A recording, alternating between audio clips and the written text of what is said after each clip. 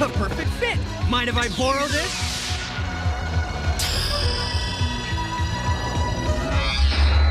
Oh, now you got my weapon!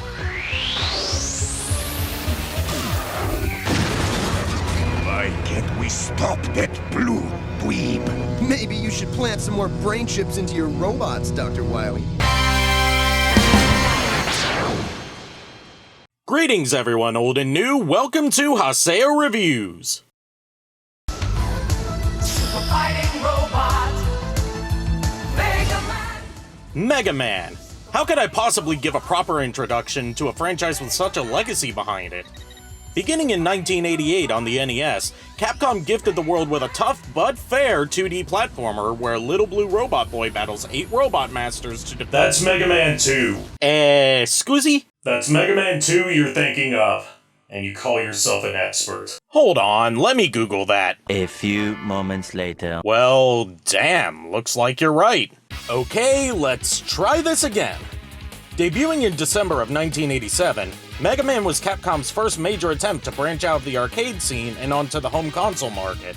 Developed by a small team of 6 and created by Akira Kitamura, with character designs by Keiji Inafune, Mega Man drew inspiration from multiple sources, including the groundbreaking anime and manga series Astro Boy, American superhero comics, Santa Claus and Albert Einstein for the characters of Dr. Light and Dr. Wily, and the classic game of rock, paper, scissors.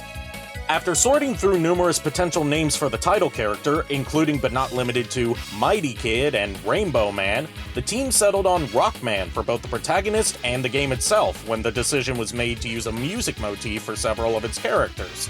When the game was brought over to the West, Capcom USA Senior Vice President Joseph Morisi, believing that Rockman was a terrible name for a video game, changed it to Mega Man, the name it kept for 33 years and counting. Now, why on earth did I get confused and start talking about Mega Man 2 at the start? Well, the original Mega Man doesn't come up as a major topic when discussing the Mega Man series, other than the obvious fact that it was the starting point. More often than not, Mega Man fans and old-school Nintendo fans seem to have more nostalgia for Mega Man 2 onward, leaving the original as just a footnote in the series' history. Well, I'm going to take a look at the original Mega Man today via the Mega Man Legacy Collection, which is currently the best way to play all 10 of the so-called classic series to date, to see if its status as the one we don't talk about is justified or not. Also, yes, the North American box art is atrocious. Let's move on. Hey, Hotspot, you're a robot, right? Why don't you join me in this review so I can get your perspective on the No. Oh, come on, you're barely in these videos as is. I refuse to be paraded around as a prop, you robophobic meatbag. That could have gone better. Anyway, story time! The story of Mega Man is pretty simple, as was the standard of the time, so I'll keep this section brief. Dr. Light is a world-renowned scientist and expert on robotics, who not only created 6 robot masters, Cutman, Gutsman, Fireman, Iceman, Electman, and Bombman, to help perform manual labor such as trash disposal and demolition, but also 2 lab assistants, Rock and Roll. One day, Dr. Light's disgruntled, jealous former colleague, Dr. Wily, kidnaps Dr. Light's robots and reprograms them to help him take over the world. Rock, who was left behind due to Wily not seeing any potential use for him, volunteers himself to be converted into a combat robot to stop Dr. Wily's schemes, becoming Mega Man. None of this is told to the player in-game, however. It's all in the manual. As soon as you boot up Mega Man, you're greeted with a silent title screen, which leads into the first defining characteristic of the Mega Man series, the stage select screen. Rather than having the player travel through a linear series of levels, Mega Man offers all 6 of its main stages in a menu for the player to choose from, with each stage having a boss waiting for them at the end. I started with Bomb Man stage first, and I must say, the graphics for the time are pretty impressive considering how limited the NES's hardware was. The colors are bright and vibrant, and while each level uses more or less the same pieces to construct them, they're designed differently from stage to stage, which, along with every level having a unique background, leads to each stage feeling unique. For example, Bomb Man's stage has an industrial aesthetic to it, while Electman's has more of a circuitry theme. While I wouldn't call the music in Mega Man 1 fantastic, it does the job well enough, with each level having its own theme song that plays throughout the stage, only changing when you reach the boss at the end. I would have liked more variation in tempos and keys, but the soundtrack presented here at least isn't very dull. Mega Man is a 2D side-scroller. Your movement is limited to going left, right, climbing up or down ladders, and jumping. Mega Man is equipped with an arm cannon that can fire up to 3 projectiles at a time due to the original console's limitations. Thankfully, your shots are fast, so you won't have to worry about being left defenseless because you were too trigger-happy. However, while smaller enemies tend to die in just one hit, many larger enemies are massive bullet sponges and feel tedious to fight. Especially these big eye enemies you often find near the end of a level, which also deal way too much damage on contact. Seriously, that's like a third of my health gone in one hit! There are 4 types of collectibles that Mega Man can find in each stage. First are these yellow capsules that restore part of his health, blue capsules that restore energy for his special weapons, red balls that increase your score, which, in a game where your score nets you absolutely jack shit, means nothing, are absolutely useless, but are for some reason the most common thing enemies drop on death, and Mega Man's face, which grants him an extra life. Like I just mentioned 21 words ago, enemies drop those useless score pickups more often than they drop health, ammo, or extra lives, which is one of the flaws that I believe adds to the original Mega Man's biggest hurdle, its artificial difficulty. Yeah, let's get this out of the way now. Mega Man is hard, but it isn't a fun kind of hard. Jumps often require insane precision, getting hit knocks you back, and in situations like the end of Iceman stage, that can mean instant death if you get knocked into a bottomless pit, which is oh so much fun when the platform you need to jump on is shooting at you. Mega Man slides like he's on ice in every level, except the ice level, where he instead has trouble moving in the first place. Come on, move, Mega Man! Mega Man drops like a lead weight if he walks off a platform, or, as in these obnoxious disappearing block sections, the platform disappears from under him. These spikes you can occasionally find can kill you in one hit even if you've got flickering post-hit invincibility frames. Checkpoints are laughably scarce, enemies hit like a truck, and it all adds up to me abusing the rewind feature added to the Legacy Collection because I simply can't imagine beating this game legit without ripping my hair out! At the end of each level is a boss fight with one of the 6 Robot Masters. They each have extremely simple attack patterns, except for Fireman, whose programming was bugged, which leads to him being so aggressive that it's borderline impossible to beat him without taking damage. And defeating them rewards you with that boss's unique weapon. Using Bomb Man as an example again, when I defeat him, I'm given the Hyper Bomb weapon, which I can switch to from the pause menu.